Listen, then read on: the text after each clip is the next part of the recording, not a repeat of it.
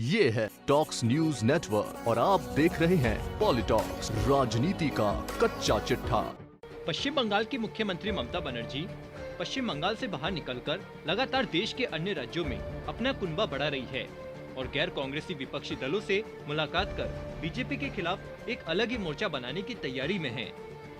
इसी कड़ी में इन दिनों दीदी मिशन महाराष्ट्र पर है। बुधवार को ममता दीदी ने मुंबई में सिविल सोसाइटी के सदस्यों से बात करते हुए भाजपा को 2024 के आम चुनाव में हराने का प्लान बताया। तो वहीं ममता बनर्जी ने कांग्रेस के अघोषित अध्यक्ष राहुल गांधी पर बड़ा निशाना साधते हुए कहा कि अगर कोई कुछ करता नहीं और विदेश में रहेगा तो कैसे चलेगा। यदि सभी क्षेत्रीय दल एक साथ आते हैं तो फिर भाजपा को हराना आसान होगा। इस तरह ममता बनर्जी ने साफ संकेत दिया है कि आने वाले दिनों में उनका कुछ और क्षेत्रीय दलों को अपने साथ जोड़ने का प्लान है। इसके साथ ही इशारों में ममता दीदी ये भी कह गई है कि अगर कांग्रेस आगे नहीं आती है तो क्षेत्रीय दलों को आगे आना चाहिए। ममता बनर्जी ने मंगलवार को ही शिवसेना नेता आदित्य ठाकरे और राज्यसभा सांसद संजय राउत से मुलाकात की थी। तो वहीं बुधवार को टीएमसी सुप्रीमो ममता बनर्जी ने एनसीपी सुप्रीमो शरद पवार से मुलाकात की है। बता दें, पश्चिम बंगाल के मुख्यमंत्री और टीएमसी सुप्रीमो ममता बनर्जी ने बिना नाम लिए कांग्रेस नेता राहुल गांधी पर टिप्पणी करते हुए उनके विदेश दौरे पर सवाल उठाए हैं। ममता बनर्जी से विपक्षी एकता और राहुल गांधी के रोल को लेकर सवाल पूछा गया तो ममता ने कहा कि अगर कोई कुछ करता नहीं और विदेश में रहेगा तो कैसे चलेगा। ममता बनर्जी से जब पूछा गया कि क्या वे केंद्र सरकार के विरुद्ध विपक्ष का चेहरा बनेगी तो उन्होंने कहा कि वे एक छोटी वर्कर है और वर्कर बनी रहना चाहती है। ममता बनर्जी ने हालांकि यह भी कहा कि जो खुद पर भरोसा रखते हैं वो सब कर पाते हैं।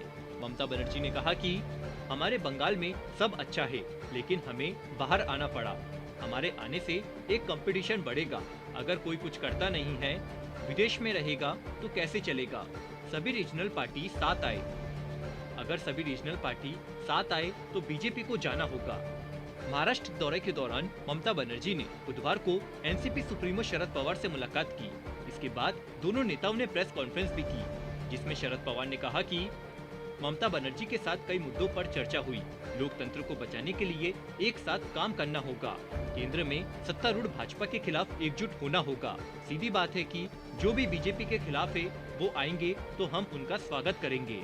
इधर टीएमसी अध्यक्ष ममता बनर्जी ने कहा कि देश में फिजिज्म चल रहा है, इसलिए एक अल्टरनेटिव फोर्स बननी चाहिए। ये अकेले रहने से नहीं होगा। अगर कोई लड़ता नहीं है तो हम क्या करेंगे।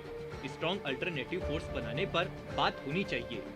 यूपीए क्या, अभी यूपीए नहीं है।